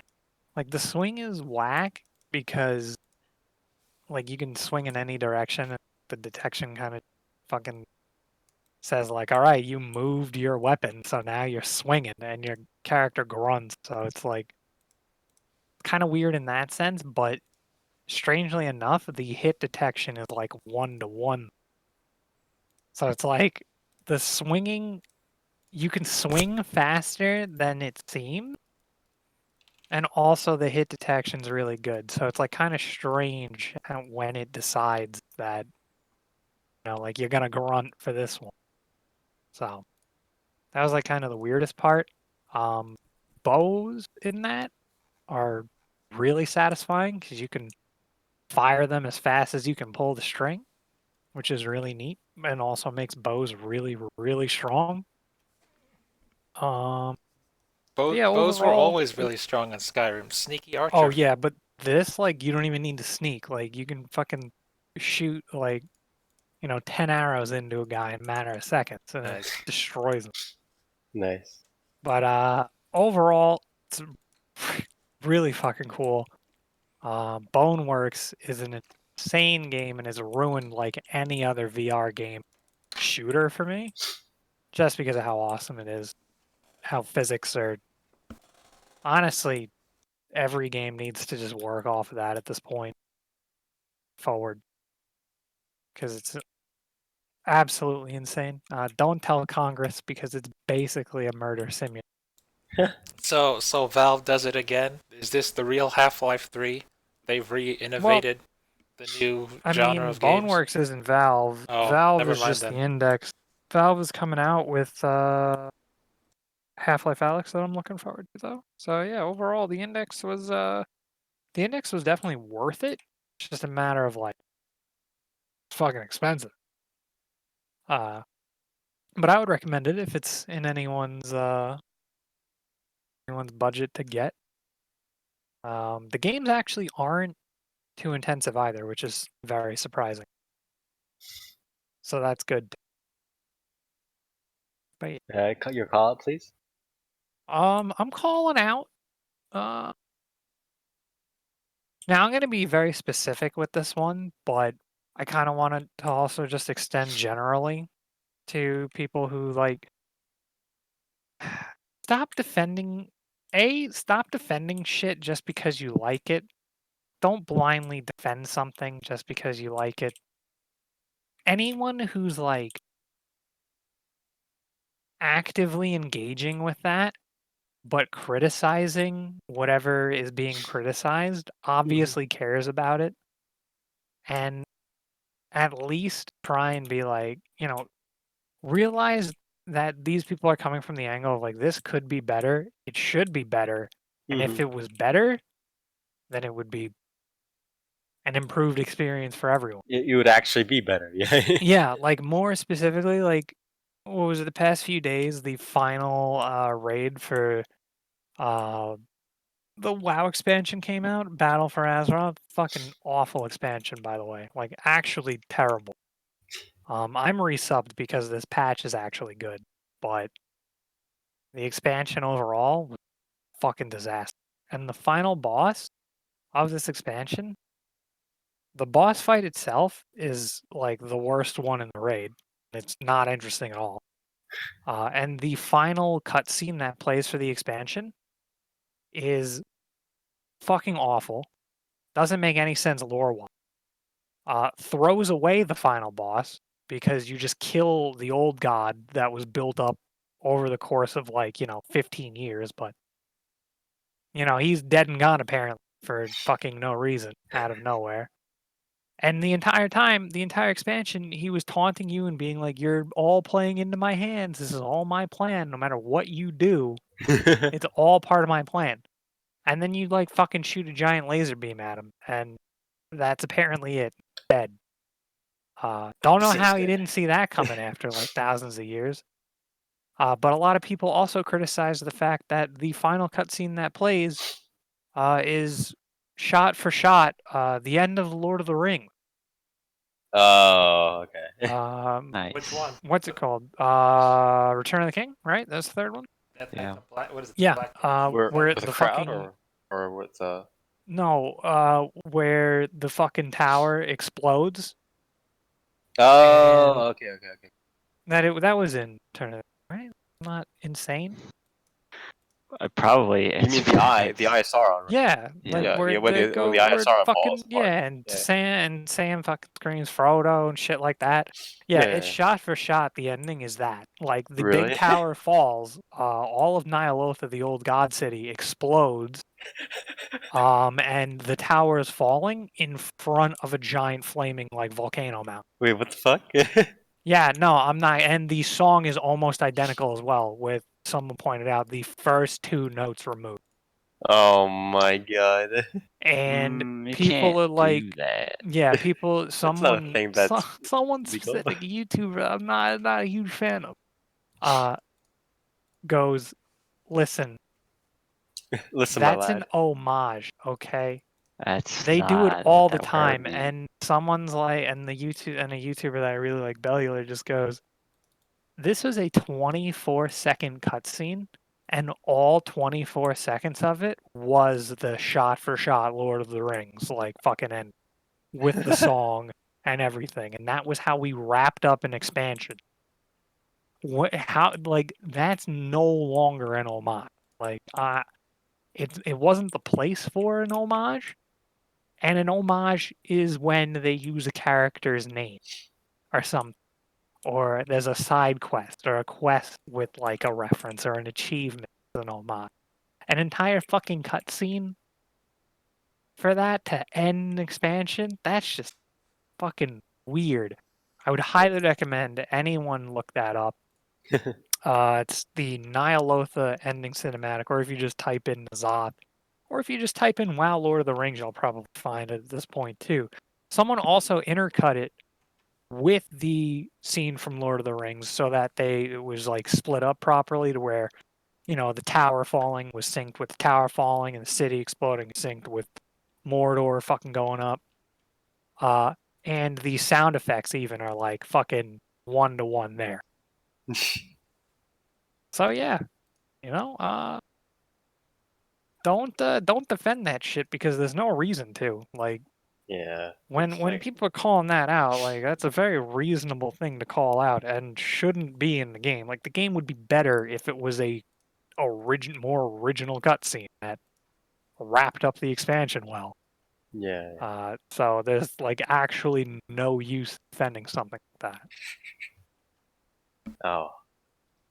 I guess that's that for shoutouts and callouts. Again, Dark, thank you.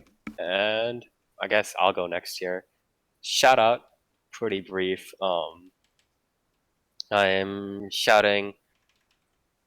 Well, okay, I'm shouting out actually me because I finally fucking erased, or after I sucked out all the free pulls from my own from the Automaster mobile game that I play. I just uninstalled it, installed Voez. You know, I'm slowly getting back into actually playing rhythm games and not just grinding them out autopilot for more idle cards. I'm probably not going to play any actual like gacha games in the near future. Like I don't think there's really anything that can tempt me at this point. Like Kirafan, like the last thing I installed was Love Live All Stars, right? And that was a shit fest, so I stopped. And then the other one that tempted me was Kirara Fantasia, right? And that one because it had all the brands. So unless something has that sort of, I seriously don't think there's anything that can actually tempt me. So probably for indefinitely, I'm not going to be actually playing any gacha games, which is nice. What if there was a music concole? No, I mean I didn't even play the. What? I didn't even play the original Conclave. What's your favorite instrument again? Was it the The cellophane? Yeah, the cellophane. What Yeah, if cellophane was a girl? Would you play her? that would be pretty interesting. It depends on the OST, I guess. So but you're yeah. saying you're saying a music-based girl game would have to have good Well, music. idol games are also music-based girl games, so. Uh, I went You through know, that phase already. What if you there know was a what's funny? Kohime Muso mobile game? Is there already? Honestly, it would I'd give me play like it. a pain. It would give me like a paying like. No, there has been a Koime Muso, Yeah. a mobile Damn, game, really? but what is it? Because recently I found out there was also like a very like shittily made Overlord like gotcha game, and I was like, damn, Oh, that one. Yeah, yeah, There's yeah. also a Chinese remonster one, yeah. and Goblin Slayer's getting one too. What was it? Yeah. Goblin Slayer I mean, Endless again, Slaughter. every game that's like even or every franchise that's even mildly popular will get a mobile game at some point down the line. It's just like sometimes it's free money, right? So it's like whatever. But so I'm glad that I managed to kind of end that phase of my life. And again, I think there's like a very like 0.0001% chance that any game will release where it's like generous enough and tempting enough to actually play for me in the future. As for my call out, I think my call out is just calling out honestly like Japanese like kind of piggyback culture. I don't know how to say this. It's like I mean there's a lot of it in like other countries too, but it's like Japan has like definitely the worst case of it where it's just like when one like popular trend hits the market, literally everybody and their fucking mothers and their fucking dogs all follow the same thing. It's the same with web novel isekai stuff, and it's Are you what? talking about Temtem? What? No. Temtem's great, by the way. Yeah, but isn't just a ripoff of Pokemon? It's got Pokemon. slightly different systems. Yeah, it's also it's like Pokemon with what is it? Yeah, it's also the product of Pokemon sucking fucking massive cock for like the past 15 years. So Yup. Well, I have my own complaints about the Temtem thing too, but that's not maybe that'll be for later. But uh, so what was I gonna say? But yeah, with like it happened with isekai web novels too, and it also is now happening with like virtual YouTubers and whatever. Um, and just like there's just way too much content, and actually no. This is What do you fuck. talk? We need Not more virtual YouTubers. no. We don't need we more really do content. not. There's just too much fucking content. But this is actually no. Thinking of this is actually not there's a more immediate complaint I need to have. The more immediate complaint is actually this. Good thing I chanced upon this while I was actually talking about this there being too much VTuber content for me to handle. But But you don't even watch it. I can't watch because there's too much stuff. That's why I fucking watch only highlights, and even highlights there's way too much of that shit. But You know, I still gotta watch every single Hololive members after the concert stream. That's like We what, really don't. 16 Yeah. hours? I'm ready Yeah, for do it. you need to do that? I want to Like, see Matsuri's. What's your point? But again, wait. So if my actual call out wants to be fucking these new Western like quote unquote translator people, like for the virtual YouTuber scenes or whatever, and it's like, look, I have no like, I'm not like, I don't have like skin in the game. I'm not like one of those people who are like, no, oh, only like glorious Nippon people can watch virtual YouTubers or whatever. It's you can watch virtual YouTubers, right? It's like if you want to translate them, English, Japanese, whatever, right? But if you're going to translate it for other people, right? Make sure you're good at translating, right? This is a natural thing, right? It's like for any thing, right? It's like let's say if somebody released a program, on GitHub or wherever, like on their site, right? And they're like, yeah, I don't know any sort of computer coding or anything at all, but I just released this fucking program that might fix your game or completely break it. Just try it out. You'd be like, wow, you're a faggot. Like, go away, right? Like, you wouldn't be like, wow, thank you so much for releasing this broken code. I love you. Wow, leave this guy alone, even if he doesn't know anything about programming, right? Like he at least made something. You wouldn't be like that. You'd be like, fuck this motherfucker, right? But I don't understand how everybody just eats this like garbage translation, machine translation fucking shit up, and they're like, "Thank you for translating. You're so good at this. Oh my god!" Like it's just the most disgusting, fucking abominable thing ever. And it's like, again, like if you have some flaws or whatever, that's like okay. Again, me, like I I was born in Korea, but even when I translate from Korean to English, I'm like I get stressed out. I'm like, oh, do I have I translated this carefully enough? Is it in the spirit of what he's saying? Blah blah blah. And there are these motherfuckers just putting it in Google Translate, and they literally write in the description like, "I'm not good at English or in Japanese." I'm just like, what?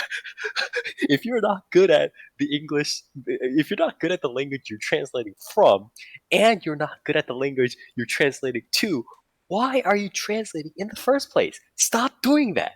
Stop translating for other people when you're not good at either of the languages you're translating to. What do you do, Muse? Yeah. It's Would so you- like it's maddening. It's maddening to me as somebody who has translated a lot of, and it's like just stop doing that shit, man. If they're the only ones translating that one No, certain I don't clip, want that shit too either. well, that's because you can speak Japanese, Spire. Some other people can't. Well, some Get people, other wait some. for people who can actually do proper What if they translation. can't? instead Yeah, of- What Tosh, if you they can't? realize when somebody translates something, immediately other people are not going to translate it, regardless of whether Yeah, I it's was well gonna translated say, or not. like, You can see this in like everything, from whether it's like VTuber clips or it's doujins or manga or whatever. Like But I if want to something know is- now. if something's already translated horribly, nobody's gonna pick it up because it's already been translated. the thing is, like even like considering Otos and stuff like that, if like absolutely like nobody was translating these stuff, I'd be like, okay, maybe like because absolutely like everybody else is a motherfucker and this one guy is like machine translated, I could maybe let it pass. Like that's one thing, but there are plenty of people that have either are in Japan or living in Japan or and can translate JPEN or are actually good at Japanese or whatever, right? And there are still these other fucking motherfuckers just trying to machine translate. I mean, just there were a trying to lot get of YouTube people who did it for Kizuna Eye in the early days. Now I think they have more of Yeah. an official process, but like, there isn't more than enough people that would probably trickle down to that would do well if Yeah, there weren't just reposted videos of fucking bad translations. yeah. It's like I don't want to. Yeah, I don't want to. Spire's just shouting out that one specific YouTube channel. Well, I'm not even shouting at that. And The then- thing and is, it's, then- okay, And set I don't know, it's like man. he's You actually, get like, you decent. get really mad at the one guy, that one guy's clips, and But there I'm are- like, no, I've but there are seen multiple worse. people who like literally are just like, yeah, I'm not good at Japanese or like English, but just I'm just gonna translate. It's like, no, don't do that shit. I don't know, Stop man. it. I've there are I've also seen worse. You people want that the will- worst? I'll give you worse if you want those.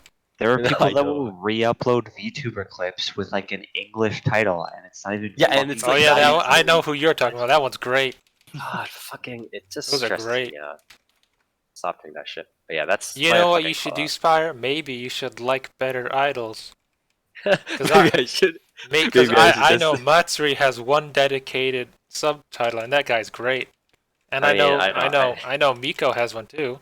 He does. Yeah, I don't care about translations, but it's like really, it's like again, it's like stressful for me because it's like, I think translations do a lot to really kind of, help kind of get the message across. Obviously, you can tell like what they're kind of like feeling and stuff like that. But it's like there's like an actual nuance to these things, right? It's like what they're kind of saying, how they're saying it, what pace, and it's not just hey, look, car. Oh, you hit me with shell. It's not like that, right? Yeah. Spire sounds It's- like you need to subscribe to VTuber Subtitles Twitter. That guy has got them all. Yeah, but yeah, I just I should stop. But that, anyways, that's my shout out call. I don't have your here. problem because I like Matsuri. Well, I don't think it's a problem of like specific idols. I think it's a matter of hating specific people who translate this kind of garbage. But yeah, anyways, shout outs, call outs, please. I think I'm gonna shout out Fate Grand Order Babylonia. Okay. The movie. It's not a movie. It's pretty good. It's still going strong. Are you caught up? Almost. But you know, I think to me it's really interesting. Watching Fate Grand Order, and then like having the Heaven's Feel movies coming out. Roughly around the Near same. you in? It's coming in spring. Spring Uh-huh. spring English release date. You in? I'm in. I'm probably not gonna see it in theaters because I don't want to be in a room with fucking like 60 other fucking Fate fans. Near. Do you know that you just buy out that one section of the theater? It's possible. Or get yourself the ones with the fancy cubicles. It's easy. I don't think we have those. Uh-huh. But yeah, it's interesting seeing, sort of two adaptations of basically the same IP, right? And by different studios because Cloverworks and Ufotable, they both adapt sort of like this scale of like servants fighting very differently. So it's a really interesting, like, I guess, dynamic to see. But yeah, Fate Grand Order, pretty good. Alright, so near. Are you in the camp that's saying Fate Grand Order is the greatest Fate story ever told? It's not. No? Okay, It's good. Are not. people, Just are people make it- saying that? Wait, Yes. who is saying that? Like the game overall? Yeah, the game and the anime.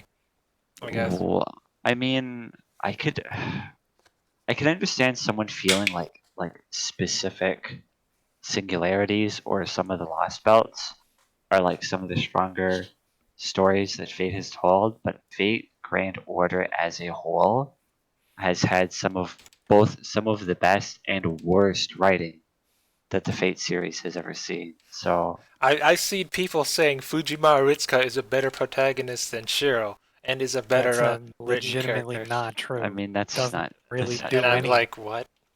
Fujimaro is fucking- he's very generic, like, I want to save everybody kind of thing, right? Yeah, I Right. mean it's an enjoyable series, but just like But Look but at female servant. but near Gudako is so much more interesting than Shiro.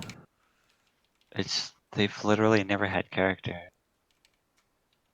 Like, the only time that Gudako has really had a character is in the fucking meme comics. So, yeah. Okay, No. well let me change this argument. What about better protagonist than Hakuno? Because I don't believe that. I believe it for Fate Extra Last Encore, yes, but I don't For believe Last it for Encore, sure. But for the game, no way. yeah. I mean, Okay, good. for the game, Hakuno is honestly on par with Shiro, right? Kinda. So, but yeah, Babylonia is good. I think it's it's definitely one of the high points of Fate as a series. But yeah, Fate Grand Order as a whole, definitely not the best Fate product to consume.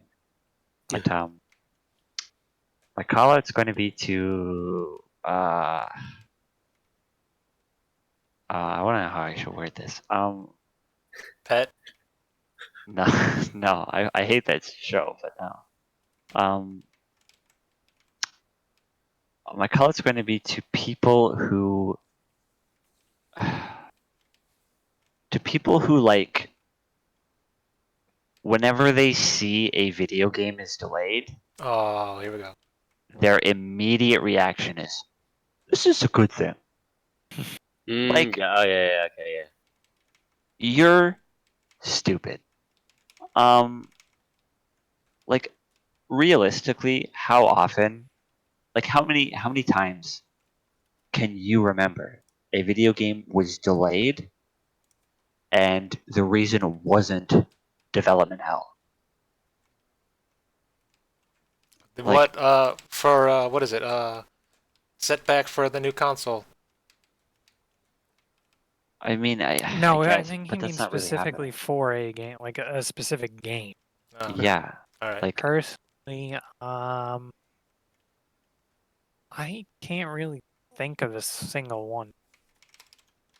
because like to Certainly not in me, recent memory. like I see delay, and I see like developers are either being overworked, and there's some like issue that's going on, or like the producer is like really pushing them to do something, and they're like, yeah, we just can't do that, right?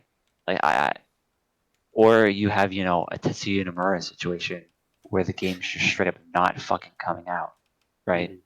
Like,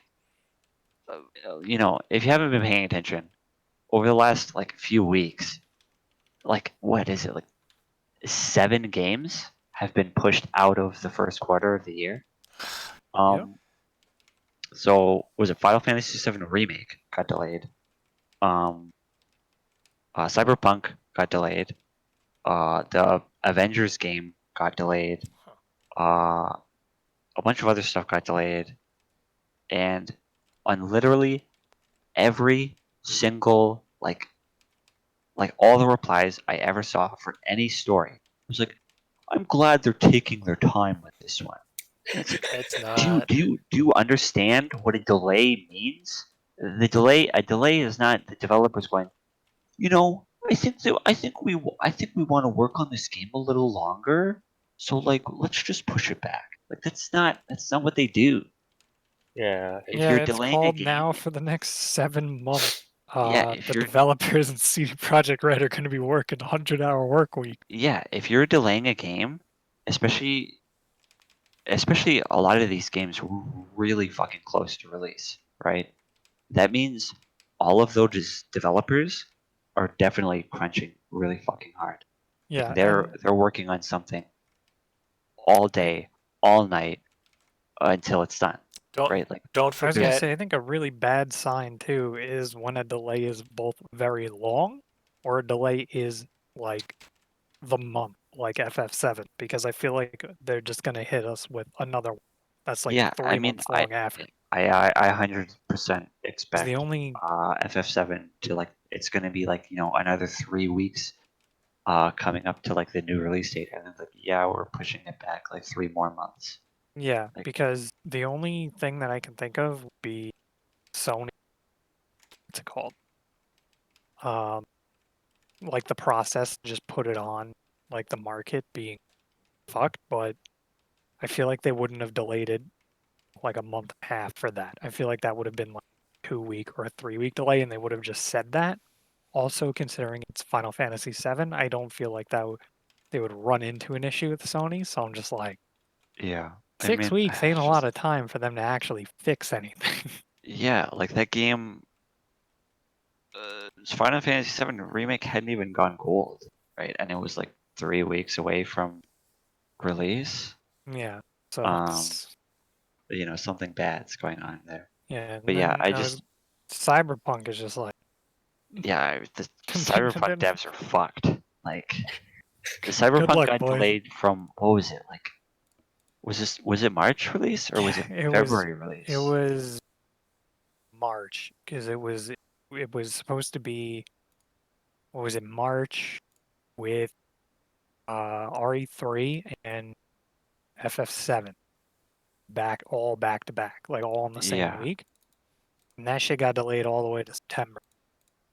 yeah, like That's some huge problems. yeah, something bad's going on there too. But like Uh, I just hate it when the immediate response, like unanimously from everyone, is like developers will be like, yeah, we got to push this back because random PR speak, and they'll be like, yeah, we just don't think it's up to our the standards that we want to put out. And then one's like, oh, take your time, I don't mind waiting. Or some Yeah, people will be like, yeah, they're probably just ironing out a few bugs, right? It's like you people are so dumb. Like no, yeah, like CDPR delaying this 7 months. Like, no, this shit doesn't even launch. Like, this game doesn't open. This game is you click play on Xbox and it fucking crashes immediately. Or like, half the city isn't fucking rendered properly. Yeah. Right. Like, just it's baffling to me that people can see like, a month delay even and be like, yeah, they're probably just squishing a few bugs, haha. When it's like, that's what a game going gold is for. Like, the game goes gold, and then the team just irons out the bugs, and then they release a day one patch. Like, that's the period of removing bugs is. It's not Right. delaying the game a month or 6 months. Like,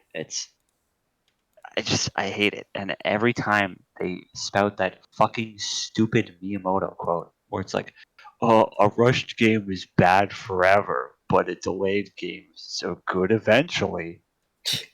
Shut Which the fuck also up. has like never been true. It hasn't been true so far. When the fuck, like you said, when the fuck has a game come out that's been delayed like once or twice? That's like actually up to snuff at this point.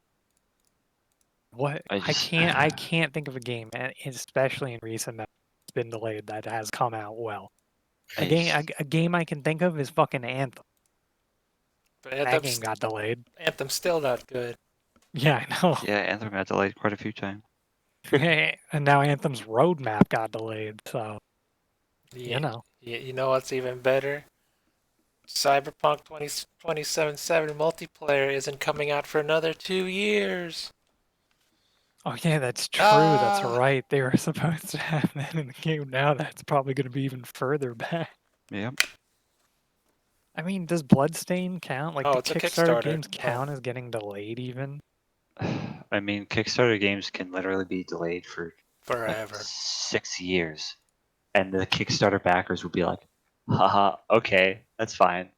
Like, I Mighty don't know, Number man. 9 got delayed too. So I think it just feeds into my like astonishment of how much people just bend over as consumers. Like, it's baffling to me. But yeah, that's my call out. Star says yeah, the Star Citizen player is still out there somewhere. Yeah, like, I can't yeah, imagine Star Citizen being players the are out mindset there of a Star under Citizen player. fucking living under bridges because they spend all their life Yeah, I savings know. on ships. Yeah, I'll buy this Pre-order $5,000 ships, ship, yeah. and then you ask someone when the game's coming out. It's like, oh, they're releasing demos. It's like, okay, but where's your $5,000 ship, bro? Oh my god. Anyways, thank you, Nier, for your shout out call out. And with that, we are done with episode 136 of 4PlayerAnimecast again. Part again, the later parts in the season, the later podcasts in the season. We'll obviously have, again, go into a little bit more thorough shows of the season. So then again, we do our live streaming of our podcast every other Saturday starting from 10 p.m. Eastern Standard Time at twitch.tv/4PlayAnimecast. That's with the number 4. So if you like what we do here, please follow us here. Again, on twitch.tv/4PlayAnimecast, as well as on our social media, Facebook and 4PlayAnimecast, and Twitter handle at 4PPAnimecast. Again, both with number 4, where we talk about the latest and greatest in Japanese animation media, anime, manga, light novels, web novels, visual novels, and so much more. So, watch us here. Check us out, our updates on our social media, and we'll see you next time.